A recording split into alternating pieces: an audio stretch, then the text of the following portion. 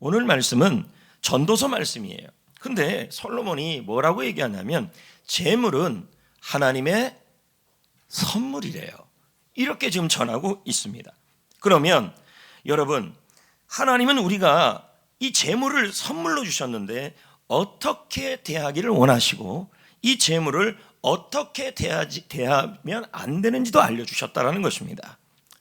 그래서 오늘 솔로몬이 뭐라고 얘기하냐면 10절 16절에 하나님이 주신 이 재물에 대하여 우리가 이런 자세를 가지면 우리 인생이 불행해질 거라고 얘기를 하고 있어요. 자, 근데 이 사람 말을 우리가 들을 수 있는 게 정말 돈 많이 벌었던 사람 아닙니까? 한번 들어보자고요. 10절 16절 시작.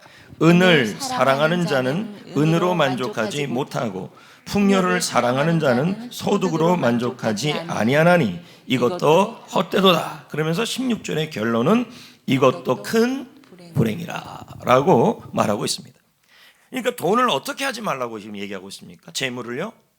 사랑하지 말라는 것입니다. 그러니까 주님이 우리에게 말씀하시기를 재물을 어떻게 대하느냐에 따라서 불행할 수도 있고 행복할 수도 있는데 재물 자체는 나쁜 것도 아니고 좋은 것도 아니에요. 그러나 그것을 사용하는 사람에 따라서 그 재물이 복이 될 수도 있고 불행이 될 수도 있다는 것입니다. 그런데 주님은 제발 부탁이니까 우리들에게 말하기를 돈을 사랑하지 말아라. 재물을 사랑하지 말아라. 근데 이 재물이라는 건요, 돈이 많은 사람도 사랑할 수 있고요, 돈이 없는 사람도 사랑할 수 있어요. 왜요? 돈이 없으니까 없기 때문에 항상 재물에 대하여 목적이 되어서 사랑하는 사람이 있어요. 또 재물이 많은 사람은 좀 더 얻기 위해서 재물을 사랑하기도 한다는 겁니다. 그래서 오든 박사는 돈을 사랑하는 것이 뭔지를 다음과 같이 결론을 내렸어요. 읽어볼까요? 시작. 사랑하는 것은 자, 돈을 사랑하는 것은 뭐라 그래요? 항상 뭘 생각해요? 돈 생각하고. 그러다가 돌아요, 여러분. 돈을 인생의 최고의 목표로 삼는 것을 돈을 사랑하는 거라는 겁니다. 그러니까 여러분, 돈을 사랑한다는 것은 돈이 많으면 많아서 돈만 생각하고 돈이 없으면 없는 대로 돈을 구해야 되니까 돈만 생각하는 것입니다. 그리고 자신의 인생의 목표가 오직 돈이에요. 이게 바로 돈을 사랑하는 거예요. 근데 주님은 이렇게 돈을 사랑하는 사람은 돈 때문에 불행한 날이 온다는 거예요. 여러분, 알렉산더 대왕이라는 분이 있는데 이 사람은 평생 땅, 재물, 물질에 대해서 정복하려고 살아갔어요. 그렇게 피비린내 나는 전쟁을 살아갔고 정법을 사용하고 전략을 써서 수많은 땅을 얻었고 인도까지 점령을 하지 않았습니까? 그러나 그의 죽음은 어떻게 됐습니까? 30살 조금 넘어서 저쪽 티그라스 유프라테스 강까지 다시 고향에 가고 싶어서 돌아와서 거기서 수영하다가 바이러스 감염이 돼서 죽었어요. 자, 그러면 그 넓은 대토지를 땅을 다 얻었어요. 저쪽 그리스부터 시작하여 이집트까지 그리고 인도까지 그 거대한 땅들, 이란, 이라크 땅까지 전부 얻었는데 결국은 본인은 누리지 못하고 본인은 자식이 하나밖에 없었어요. 딸도 못 누리고 누가 다 누리게 됐냐면 그의 부하 4명이 나눠 갖게 된 거예요. 이게 솔로몬이 말하기를 헤아래 이 물질을 사랑하는 것이 헛되다고 얘기를 해요. 왜? 내가 아무리 피비린내나게 돈을 벌고 노력을 했지만 결국은 내가 누리는 게 아니라 누가 누리고 있어요? 딴 사람이 누리고 있다는 거예요. 그래서 지금 제가 말한 12절부터 17절 역시도 이 사실을 증명하고 있어요. 이거 우리가 읽진 않았지만 12절부터 14절에 배단이 있다, 왜 소유주가 못 누리고 있다, 그리고 재난을 당할 때 고난을 당하고 부도가 나고 어려움이 당하면 그 재난이 사라질 위기도 있다. 비록 아들을 낳았는데 그 아들에게 아무것도 내가 있지만 그 아들이 그걸 관리하지 못한다. 그리고 그 돈을 가지고 내가 죽지 못한다. 이게 불행이라는 얘기죠.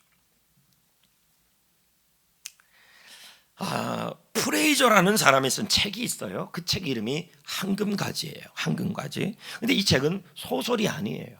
문화인류학 책이에요. 문화인류학 책이라는 말은 세계 여러 곳에 특이한 풍습들을 모아서 옮겨놓은 책이 바로 이 책이에요. 그럼 이게 무슨 말이냐?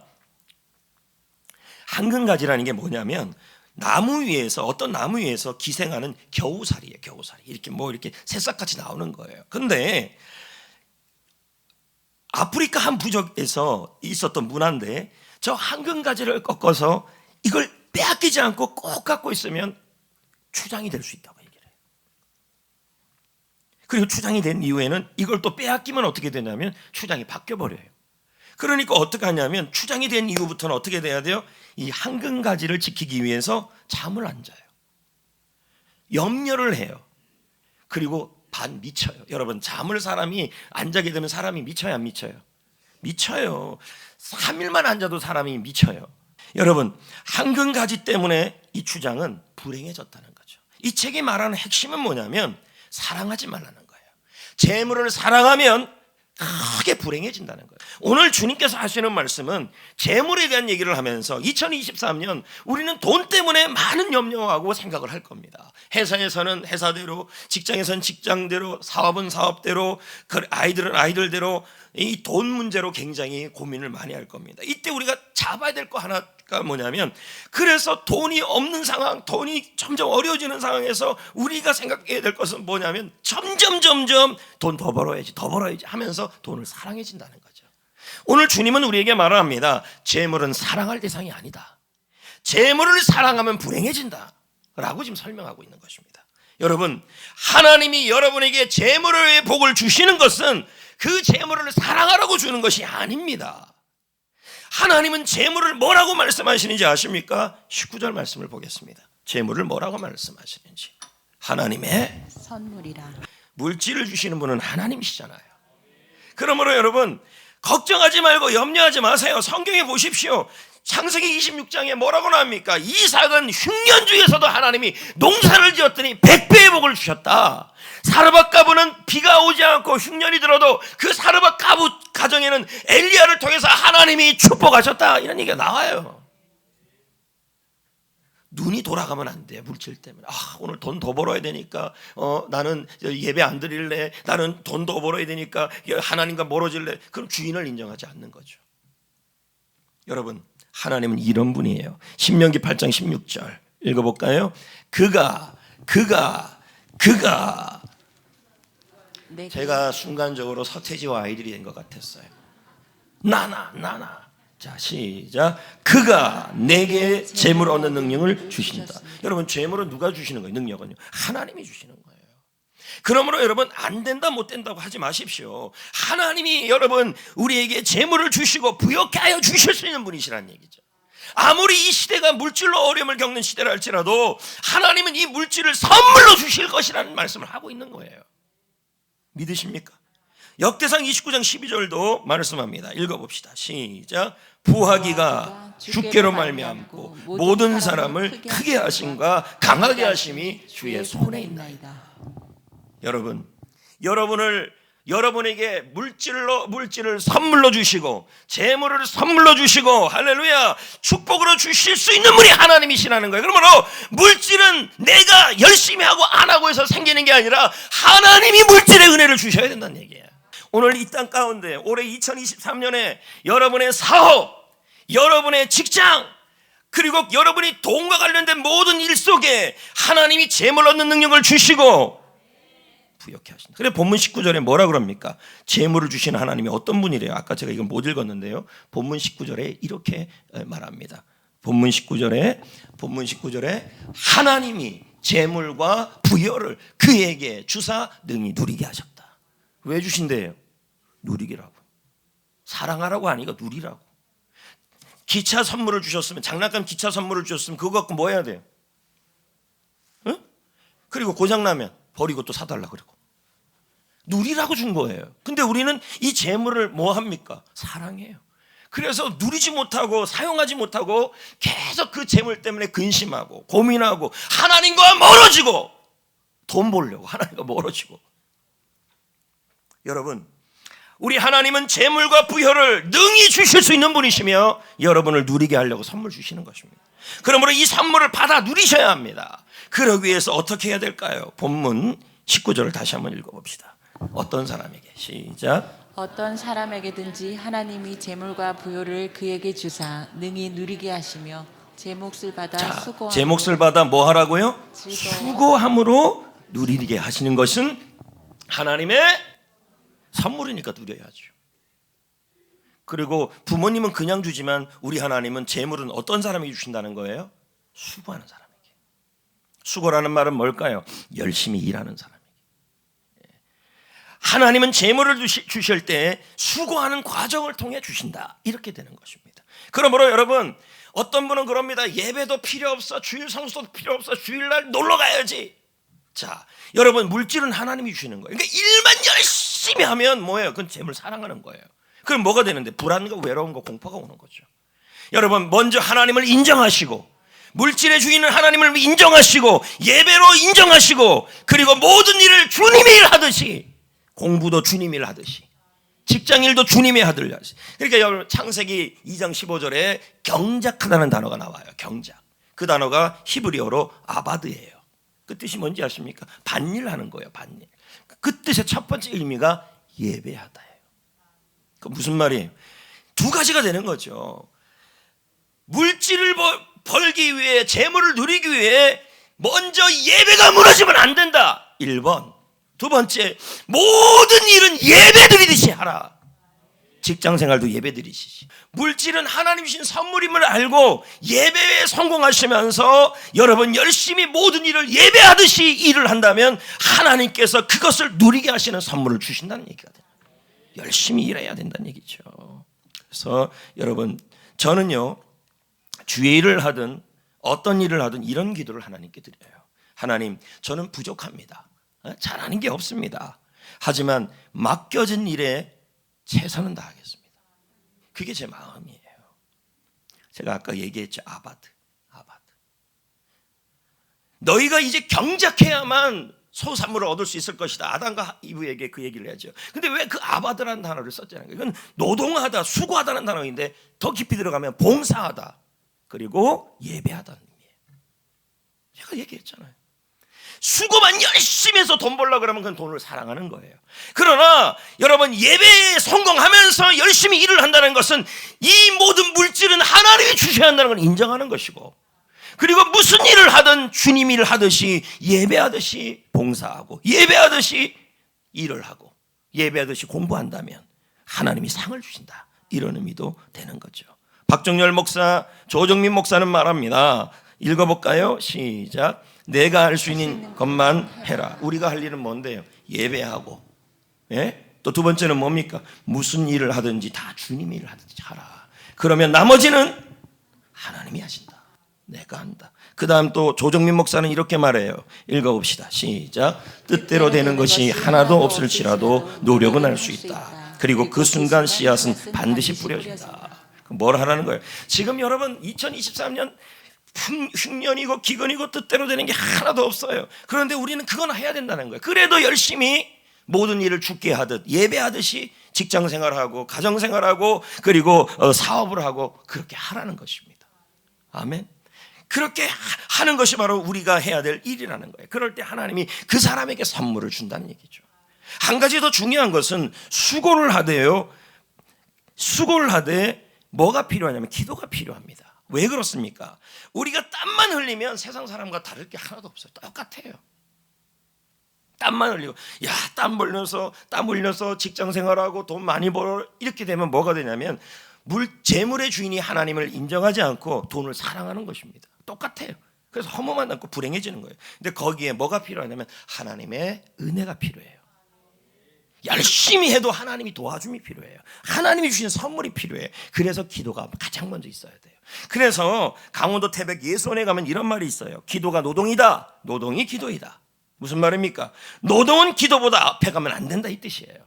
수고하고 노력하고 장사하고 다 해야 되지만 무엇보다도 가장 앞에 해야 될 것은 하나님을 인정하고, 물질은 하나님이 선물로 주셔야 되고, 재물 얻는 등도 하나님이 주셔야 되는 것을 인정하는 것이 기도와 예배라는 얘기죠. 기도가 가장 앞서가야 돼요. 그래서 돈 버는 일 때문에 예배 안 드리고 멀리하고, 어떤 하나님이 그런 분에게 재물 얻는 등을 주시겠습니까? 재물은 하나님이 주셔야지. 하나님이 왜 재물을 선물로 주실까요? 사랑하라고요? 아닙니다. 전도서 10장 19절 왜 주시는지를 보자고요. 시작. 돈은 범사에 이용되느니라. 그러니까 뭐 하라고 주시는 거예요? 이용하라고, 사용하라고. 재물은 사랑의 대상이 아니다. 재물은 사용의 대상이다.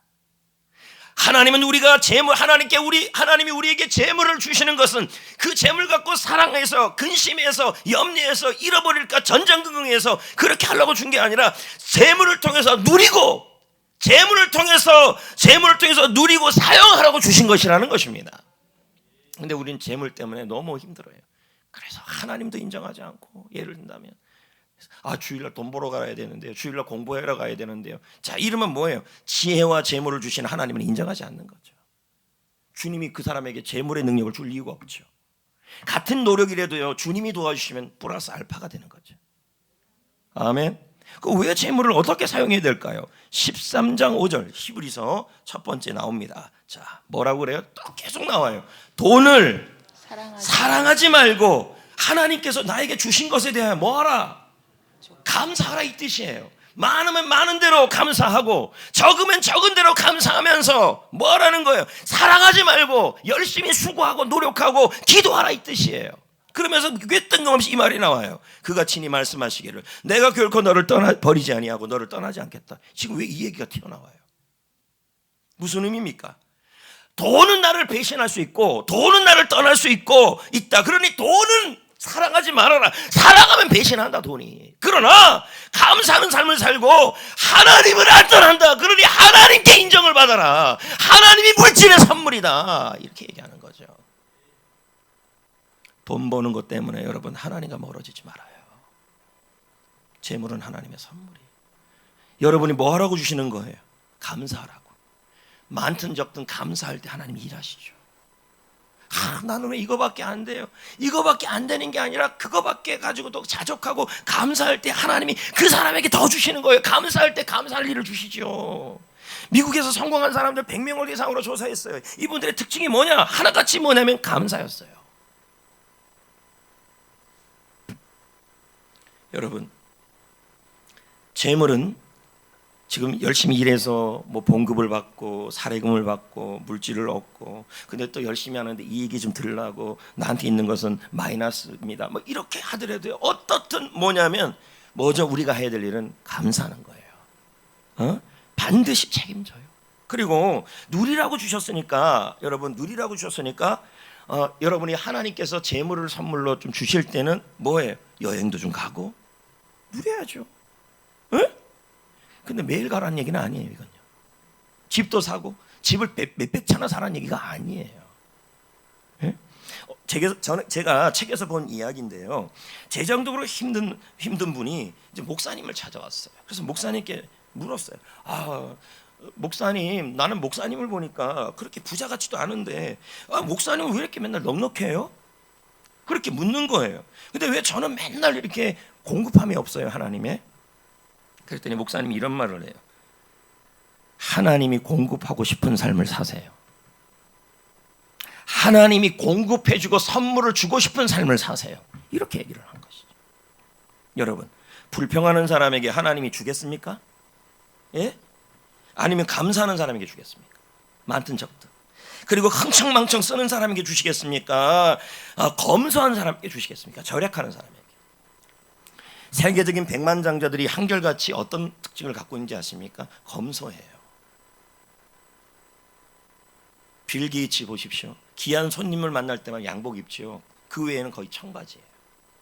또 혹시 비싼 거 입는 거 아니에요? 모르죠. 그런 거. 근데 하여튼 청바지.